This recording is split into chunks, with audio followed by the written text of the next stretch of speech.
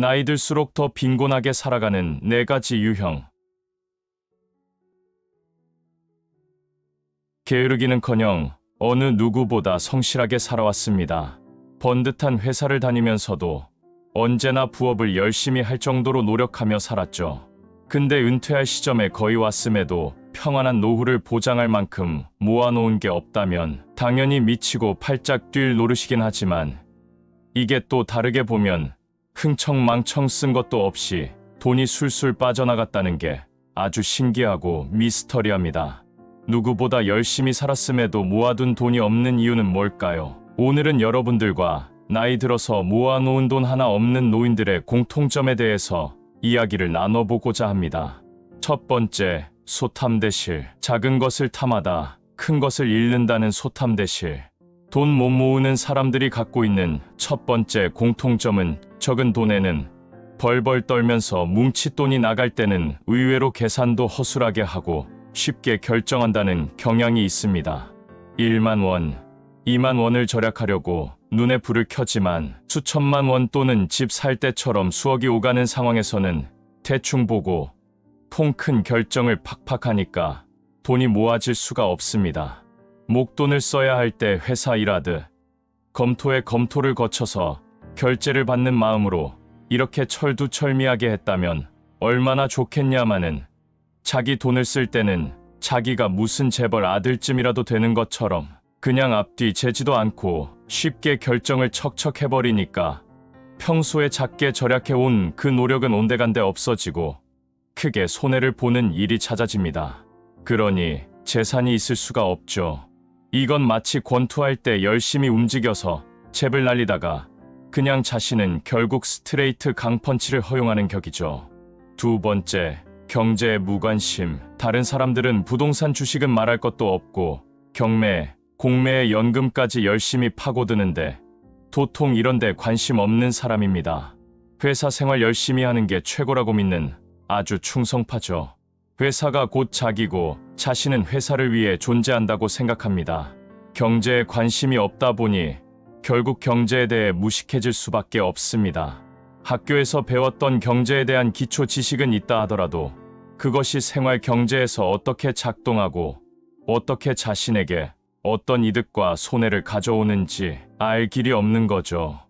남들은 한국 경제는 물론이고 미국과 중국 등 세계 경제가 어떻게 돌아가는지 공부해서 투자에 이용하는 세상에 혼자서 독야청청 월급만 가지고 살려니까 물가를 따라잡을 방도가 없습니다.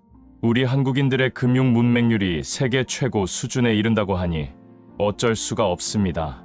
세 번째, 인내심이 없다. 뭐 하나 꾸준히 하는 게 없습니다. 시작은 하지만 끝맺는 일은 절대 없죠.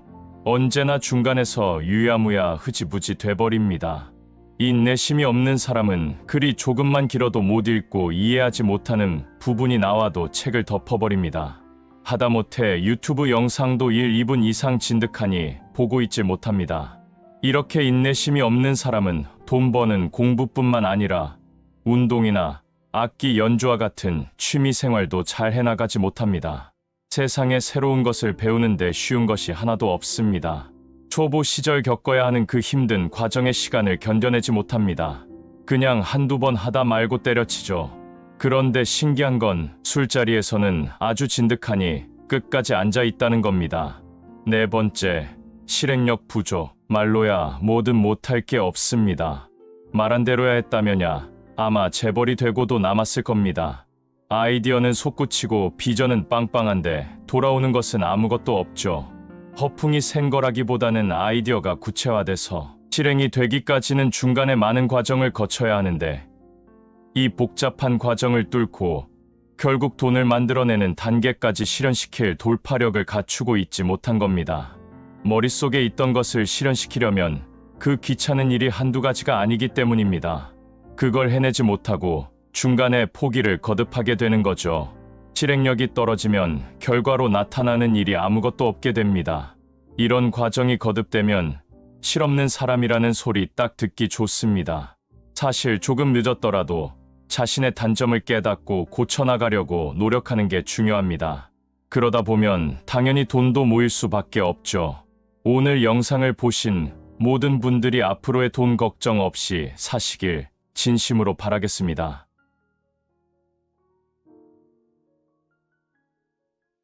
나이 들수록 마음이 평안해지는 5가지 방법. 세상이 많이 복잡하고 쓸쓸합니다. 나이는 들면 들수록 상처를 많이 받습니다. 노동자들은 고객으로부터 상처를 받아왔을 것이고, 직장에서는 상사의 갑질로 상처를 받아왔을 것이며, 때로는 친구나 배우자, 자식들이 나에게 대해서 하는 것에 대한 섭섭함과 같은 기억들로 아직도 상처를 잊지 못하고 생각만 해도 우울해질 때가 많습니다. 때로는 모든 일이 잘 풀리지 않아서 자기 자신에 대한 실망감 때문에 또 공허해지고 우울에 빠지는 경우가 많습니다. 뿐만 아니라 나이가 들어서 이제 노후가 되면 죽음이 앞에서 어른거리는 것이 실감날 때가 있고 하나씩 하나씩 모든 게 다 떠나기 시작합니다. 돈도 떠나고 사람도 떠나고 점점 세월도 떠나고 다 떠나는 것에 대한 실망감, 그 다음에 공허함, 상실감이 또 마음을 아프게 하면서 더욱더 우울함에 빠져버립니다. 이것을 술로 해결하거나 심지어는 낙담이 점차 심해지면 극단적인 선택을 머리에 떠올리는 사람들도 자주 볼 수 있죠. 이제는 마음을 스스로 추스려야 됩니다. 이 세상에 나를 진심으로 위하고 나를 위로해 줄 사람은 나밖에 없습니다. 그것을 솔직히 인정하는 것부터 시작입니다. 나 자신을 스스로 위로해야 합니다. 정신분석학자들이 공통적으로 말하는 나이가 들수록 스스로를 위로하고 다스리는 5가지 방법에 대해서 오늘은 나눠보고자 합니다. 첫 번째, 정리하기. 과연 내가 무엇 때문에 우울한 것인지, 요즘 왜 이렇게 방황하는지, 왜 마음이 아픈지, 마음의 평화를 찾지 못하고 있는 것을 냉정하게 찾아야 합니다. 스스로를 분석해보는 것입니다. 과연 가족들이 나에게 섭섭하게 되어서 쓸쓸한 것인지, 아니면 친구의 배신 때문에 쓸쓸한 것인지, 과연 무엇이 나를 이렇게 방황하게 하는 것인지 분석하고 정리해보자는 것입니다. 그래서 그것들을 명확하게 찾고 버릴 것은 버려야 됩니다. 그것을 자꾸만 움켜쥐려고 한다면 스스로를 나락으로 떨어뜨리게 만들고 맙니다. 그래서 정리한다는 것은 버릴 것은 버리고 챙길 것만 딱 챙기는 것을 말합니다. 이것이 마음을 다스리는 1단계입니다. 두 번째, 긍정성에 몰입하기. 부정적인 것을 자주 생각하면 그것이 쳇바퀴 돌듯이 하면서 눈덩이처럼 커지고 이 세상이 온통 슬프게만 느껴지고 쓸쓸하게만 느껴집니다. 그래서 긍정에 집중하는 것입니다. 즉, 가지고 있는 것에 감사하는 것이죠. 남과 비교하면서 우울해할 필요가 없습니다. 우리가 가지고 있는 것에 감사하면서 가지고 있는 장점에 집중하다 보면 스스로가 정말 행복한 삶을 살고 있다는 사실을 깨닫게 되기 때문입니다. 모든 사람은 늙으면 상실됩니다. 자꾸만 옛날에 잘 나가던 때하고 비교하실 필요가 없습니다. 세월은 흐르기 마련이고 친구도 때가 되면 떠나기 마련이고 가족도 자식들도 크면 장성하면 떠나기 마련입니다. 이런 긍정적인 생각으로의 몰입이 필요합니다. 세 번째, 스스로를 사랑하기. 남을 사랑하는 것도 중요하지만 자기를 사랑해야 합니다. 이 세상에 나를 위로하려면 나를 사랑할 수밖에 없습니다. 가족을 위해서 돈을 쓰고 친구를 위해서 돈을 썼을 수는 있는데 나 자신을 위해서 무엇을 투자했는가를 한번 돌이켜봐야 합니다. 맛있는 것도 먹고 멋있는 옷도 좀 사입고 평소에 하고 싶었지만 어떻게 될지 모르는 미래를 위해 절약하고 신경 쓰느라 못했던 것을 해야 합니다. 우리 자신을 위해서 투자하면서 우리 스스로를 사랑해야 합니다. 어떻게 보면 가장 중요한 단계죠. 네 번째, 스스로에게 최면을 건다. 긍정성에 몰입하는 것과 비슷합니다. 우리 스스로에게 계속해서 행복한 말을 던지는 거죠. 이 정도면 잘 살았다. 내 인생이 멋있다. 나 정도면 괜찮다라는 등 스스로에게 던지는 말은 실제가 됩니다. 그런 말들이 쌓이고 쌓이면 실제로 이루어진다고 합니다. 말이 내 행동과 생각을 변화시키니 내 스스로가 정말로 그런 사람이 되고 혹은 그렇게 되기 위해 무의식적으로 노력하기 때문이죠. 다섯 번째, 밖에 나간다. 돌아다님으로써 우울함, 쓸쓸함, 배신감을 털어버릴 수 있습니다. 그냥 이유 없이 걷고 여유가 있다면 여행을 가는 것도 나쁘지 않습니다. 외국 여행이 아니라도 국내 여행지는 수도 없이 많습니다. 대한민국 내에서도 우리가 평생 살면서 못 가본 곳이 가본 곳보다 훨씬 많습니다. 심지어는 서울에 수십 년을 살았어도 가보지 않은 서울이 훨씬 많죠. 밖에 나가고 세상을 보는 것 자체로 아름다움을 느끼고 긍정이 눈에 담깁니다. 이 세상을 사는 것에 대한 재미와 흥미는 당연히 뒤따라오게 되겠죠. 그렇게 함으로써 쓸쓸함과 우울함을 털어버릴 수 있고 다시 용기를 얻을 수 있습니다. 이렇게 우리는 스스로를 위로하고 마음을 보살펴야 합니다. 이 5가지 단계를 차례대로 이루어 나가다 보면 언젠가 잔잔한 강물처럼 흔들리지 않고 어떤 것에도 동요되지 않는 평안한 마음 상태를 만들며 살아가실 수 있습니다. 오늘 영상을 보신 모든 분들의 마음이 항상 평안하시기를 진심으로 바라겠습니다. 나이 들수록 못된 인간에게는 이렇게 해보세요. 세상이 많이 험해졌다 해도 선하고 좋은 사람들이 나쁜 사람들보다 훨씬 많이 있습니다. 천만다행인 일이고 여전히 세상이 아름답고 훈훈한 이유도 여기에 있습니다. 하지만 문제는 어딜 가나 나쁜 사람이 꼭 한둘은 섞여 있다는 것이고 이들이 내뿜는 부정적인 기운과 언행이 다수가 갖고 있는 그 선한 기운을 압도하고 모임의 분위기를 완전히 망칠 수도 있다는 데 있습니다. 더구나 사람의 심리가 좋은 것보다는 나쁜 것, 부정적인 것에 영향을 더 많이 받기 때문에 100마디 칭찬을 듣고도 한마디 질책을 들었다면 사람의 마음에는 그 한마디 질책이 남아 계속 괴롭히고 좌절하게 만듭니다. 아주 타고나길 냉소적이고 배배에 꼬인 사람, 남의 마음은 헤아리지 않고 끊임없이 상처 주는 사람, 강요하는 사람, 말끝마다 욕하는 사람, 오지랖이 넓어 제 마음대로 선을 넘나드는 사람, 마음을 조종하려 드는 사람, 자신의 욕망과 이익을 위해 사람을 이용만 하려 드는 사람, 자랑질하는 사람, 피해의식에 쩔어 몸의 가시를 바짝 세우고 사는 사람 등 부정적인 인간을 열거하자면 한도 끝도 없습니다. 안타깝게도 이런 나쁜 사람이라는 게 배우자, 부모, 자식, 형제자매 또는 시댁 식구이거나 처가 식구여서 전전긍긍하는 분들이 많습니다. 부정적인 인간들이 이런 밀접한 관계 속에 있지 않다면 사실 우리는 고민할 필요가 없겠죠. 오늘은 안타깝지만 심성이 고약한 사람들과 관계를 고상하게 이어나가는 방법에 대해서 이야기를 나눠보고자 합니다. 고약한 사람을 대하는 첫 번째 방법은 마음속 장부를 태워버리는 것입니다. 돈 거래에서만 장부를 적는 게 아니라 우리는 인간관계에서도 장부를 적습니다. 그래서 누군가 내게 도움을 주었는지, 누가 배려와 호의를 베풀어 주었는지 차곡차곡 장부에 기록해 두죠. 도움을 많이 받았다면 언제든 상황이 호전되었을 때 상대에게 이자라도 쳐서 갚아주겠다는 생각이 드는데 이럴 때 우리는 누군가에게 마음의 빚을 졌다고 이렇게 얘기를 합니다. 되갚아줘야 하는 고마움을 잘 기록해 두는 것이 무척 중요합니다. 그게 사람의 도리죠. 하지만 문제는 되돌려 받을 것을 잊지 않기 위해 마음속 장부에 기록해 두는 겁니다. 남에게 호의를 베풀고 그것을 마음속 장부에 기록해 두면 반드시 언제라도 서운한 일이 생기기 마련입니다. 장부에 기록된 만큼 보답을 받지 못하거나 되레 무례한 언행을 겪게 된다면 생색을 내게 되고 배은망덕한 상대가 밉다 못해 증오스러워집니다.